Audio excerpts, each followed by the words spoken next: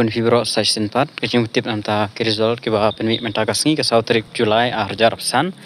kabar jong kapus field assistant on the Directorate of Economics and Statistics December 2024 te shwa bangan pulei ke katang jong candidate ke ba long successful shwa an tip hangne ba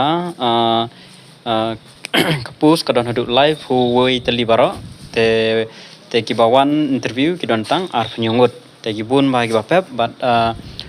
post yang UR kategori borok kiawan te post jong khasi jantia mutba kidon giba pep te kawai kala thlino bat post jong garuru don giba pep te artali kila thlino mutba habra no hakan next recruitment bat ka post jong ko others chill tribe chill kasru don ba absent te ketika kawai ru kala thlino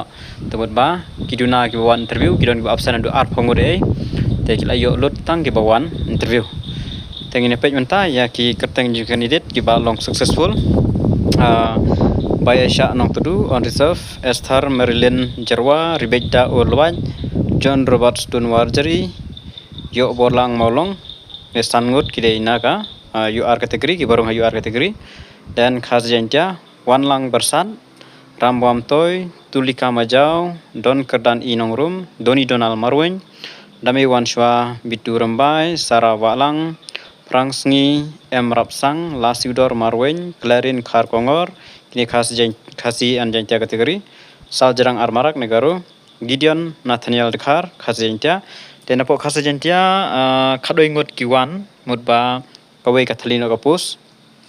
karo kidon spongut ta Purno Dishira Subhan Kar Hajong tang iwe iwan kadon arthali kapus te kala thalino kawai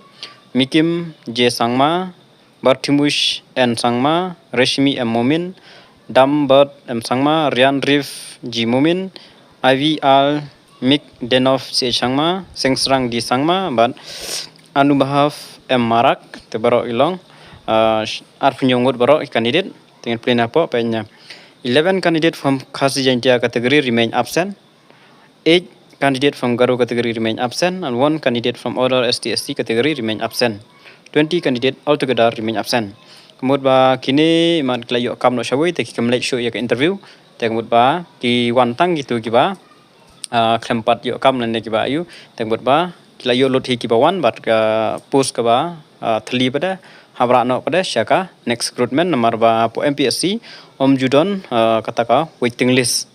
don kong kata mut kilaban khot biang tama om judon kong kata te habchu ra no pada haka next recruitment. All the best namta kini candidate baro ke ba long successful namta kan post field assistant ba apply jang ba ka MPSC te tang kini hi jing tip fresh one.